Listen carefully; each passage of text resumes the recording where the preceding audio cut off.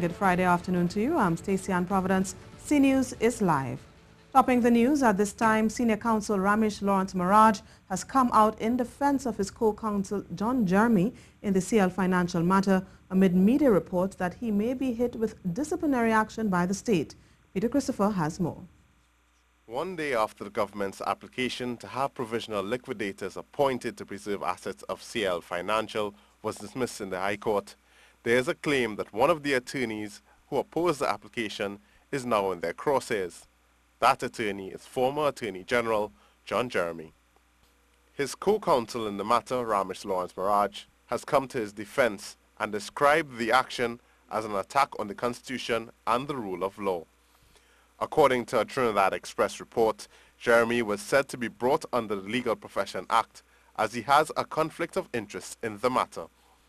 An unnamed source told the Express that Mr. Jeremie, as AG at the time of the CLICO bailout in 2009, was privy to all the government information with respect to the intervention into CL Financial, and he also instructed as Attorney General that legal action be commenced against former CLF Chairman Lawrence Dupree on behalf of the state. Accordingly, this is a clear conflict of interest. In a release on Friday, Senior Counsel Maharaj said, "I have carefully studied the conflict of interest principles. These principles are abundantly clear. They suggest that Mr. Jeremie has not only the right to represent his clients, but his clients have the constitutional right to representation of their choice. Mr. Jeremie is a critical element of the team." He added, the government has today mounted a desperate and cowardly attack on the integrity of a senior counsel, hiding behind the title of an anonymous source. Peter Christopher, C News. A former Chief Magistrate Marcia Ayers-Caesar has initiated legal action against the Judicial and Legal Service Commission, the JLSC. This was confirmed by her attorney Ramesh Lawrence Maharaj this morning. Mrs. Ayers-Caesar is seeking to have the court judicially review the move by the JLSC, headed by Chief Justice Ivor Archie and the Office of the President, for its decision to strip her of her position as a High Court judge, which she says is illegal. The matter has been assigned to Justice David Harris, but a date for the hearing is to be set. Now, the issue was one of the points discussed by Prime Minister Dr. Keith Rowley and Opposition Leader Kamla Persad-Bissessor on Tuesday, but the leaders could not agree on a manner of approach. A fire in Piarco has destroyed 2 apartments, leaving 9 people displaced. Fire officers were alerted to the fire along the Golden Grove Road shortly before 5 p.m. on Thursday, but they were unable to save the single-story building which housed 2 apartments. The building was occupied by 2 families. Ricardo Prudhomme occupied one home with his family of 3, while Ronald and Sita Manrup stayed in the other with their family of 6. The estimated damage is approximately $1.5 million. Officers are yet to determine the cause of the blaze. Political leader of the MSJ says the government must be very careful about its handling of the CLICO matter. He says while it is important to recover the debt owed, the government should be careful to keep nationally owned companies. Ensure that significant assets which are nationally owned, not necessarily state-owned, but nationally owned, do not end up in the hands of multinational companies.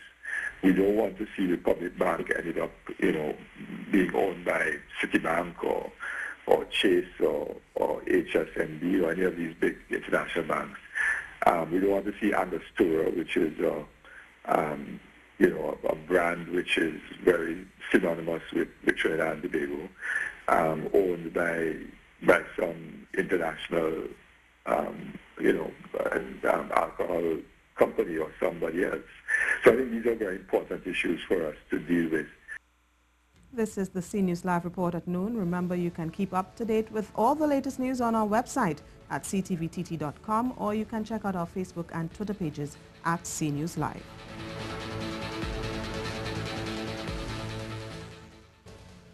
Well, after questions were raised about Bridgeman Services Group by the opposition leader, a television media report, and others on social media over the past week, the group issued a release on Thursday to answer them. The group, from which the new inter-island ferries are being leased, today explained its ownership and refuted claims that it had any Trinidad connections. Peter Christopher has more in this report. Who is the real owner of this vessel? Who is the owner of this vessel? Well, I am still researching because we can find no trace of Bridgeman Trinidad LP. Up to this evening, Raiden from my office ran a search, and up to this evening, we cannot find any company documents here.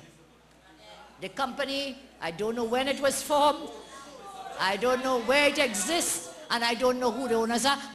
These were the questions posed by the opposition leader Kamla Prasad-Bissessar during the UNC's Monday night forum earlier this week. The question was expanded upon by a social media post which has gone viral on WhatsApp and Facebook. On Thursday evening, Bridgeman Service Group sought to have their say. In a release they stated they are privately owned Canadian partnerships consisting of Canadian and U.S. resident shareholders. They stressed they did not have any Trinidad connections. They explained that Bridgeman's Trinidad LP was established for the express purpose of owning the two vessels to be entered into service for the contract in Trinidad and Tobago, and added that holding assets in separate companies is common practice in the shipping world.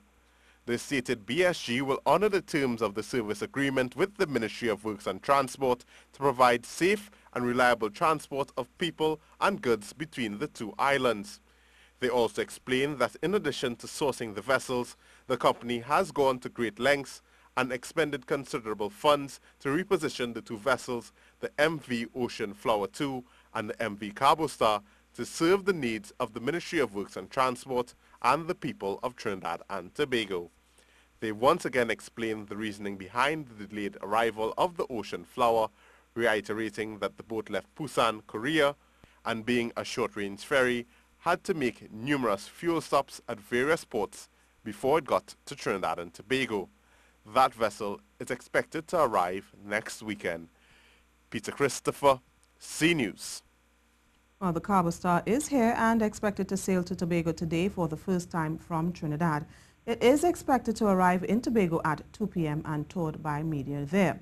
But on Thursday, members of the media in Trinidad got to take a look inside. Marie Hull reports. It's being hailed as a major ease for truckers, and Minister of Works and Transport Rohan Sinanan says he's confident the accommodations of the Cabo Star is up to a satisfactory level.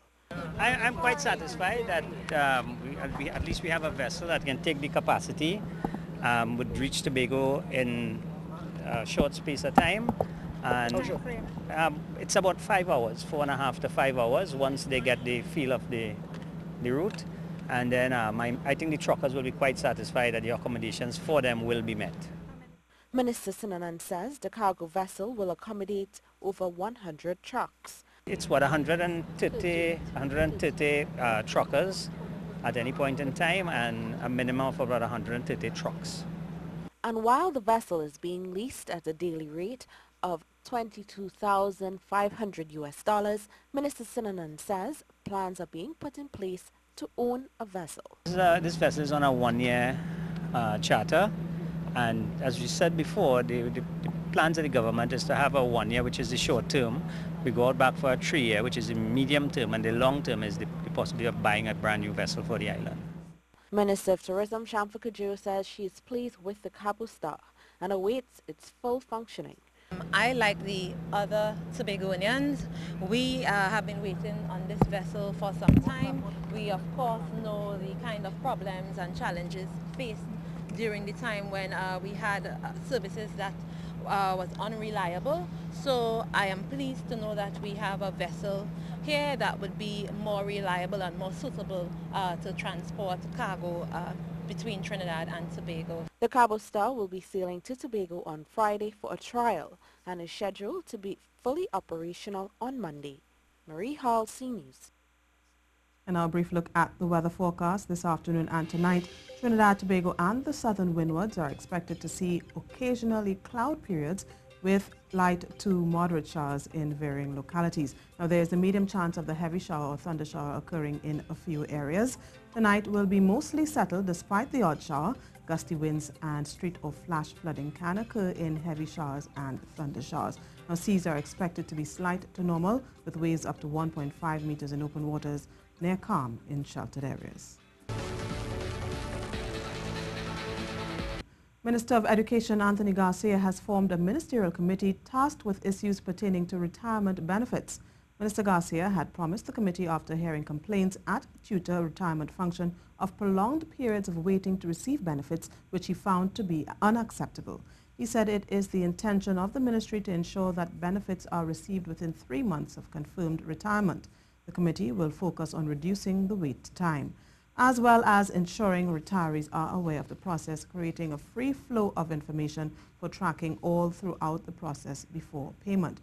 Minister Garcia explained the entire process for payment involves the ministry, the Comptroller of Accounts, and the Auditor General. Trinidad and Tobago has finished 16th in a robotic Olympic competition. Team TNT, represented by 3 Form 5 students of Presentation College Chaguanas, finished 16th in a field of 163 teams at the recently concluded inaugural First Global Challenge in Washington, D.C.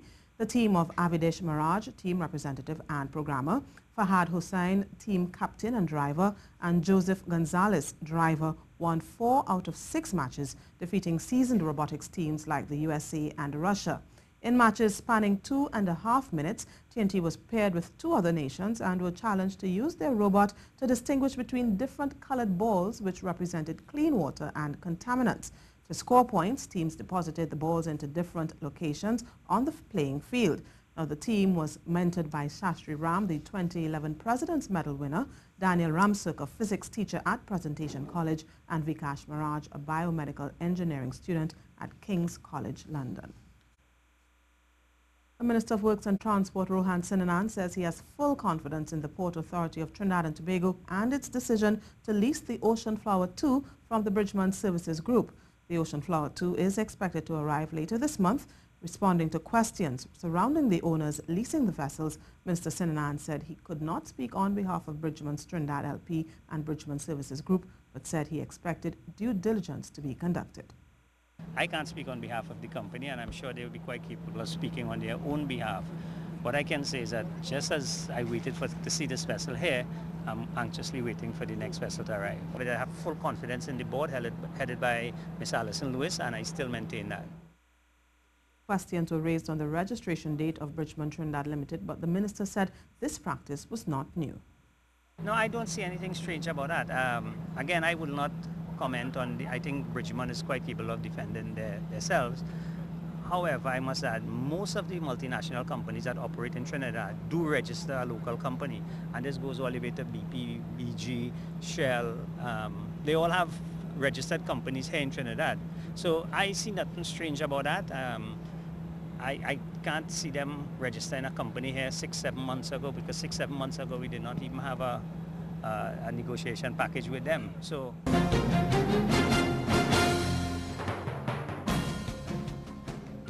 What was supposed to be a casual reunion of former teammates who had not seen each other in years is now an annual event to honor and assist those who have made contributions to cricket both on and off the field. Committee member and former West Indies youth captain Colin Murray explains how it came about. And it really started as a line. Yeah. And then once we got that going, then people started to say, but you know, I didn't see so-and-so, and I didn't see so-and-so. And then you hear, well, boy, you're not too well. And we found that nobody was doing anything to really help some of these past cricketers. So we got more serious and formed ourselves into the Past Cricketers Society of Trinidad and Tobago, where we got donations, we ourselves contribute to the fund. And we then started to help not only guys who needed help in terms of ailing, but guys who had problems with their homes. You know, somebody may needed something refurbished because and couldn't afford it. So we do things like that. And then more importantly, we honor people who have served cricket in Trinidad and Tobago for many years, not only in the field of play, but off the field in terms of umpiring, in terms of administration. The event sees persons from across the Twin Islands gathered to eat, drink, and reminisce about their glory days for school, club, zone, and country.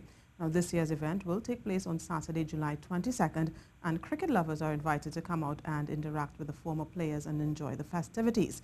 The feature of the day's festivities is the honoring of deserving individuals like Salandi Sobers of Tobago and umpire Desi Ferreira, among some other well-known names. As we We're going up in the east, up in the velodrome. We're going to be on in Sheldon Gomes. He's a Rima kid, like a Holly Victoria kind of thing. We have Bernard Julian, Vernon Swift, who is a administrator from the south side. Fresh off their successful title defense, 6 of the 15 members of the Trinidad and Tobago under-17 team will fly to St. Kitts and Nevis with their under-19 teammates to participate in the CWI Regional Under-19 Tournament.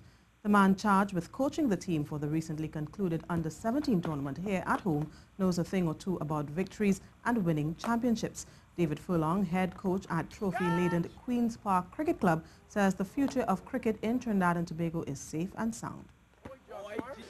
Trinidad and Tobago cricket, I see a good future in Trinidad and Tobago cricket. We have a good group of young fellas here. We have some good youngsters on the under-19. 6 of these fellas here go on to the under-19 side. We have a good group of under-15 players. And overall, you know, the first year I was involved in the under-19, watching all the under-19 games, and you have a good group of cricketers, you know, in Trinidad and Tobago, young cricketers coming up right now. And that's it for sport. And that's the C News Report at noon. Remember, for up-to-date and breaking news throughout the day, you can visit the C News website at ctvtt.com. I'm Stacey Ann Providence. Do have yourself a good Friday afternoon.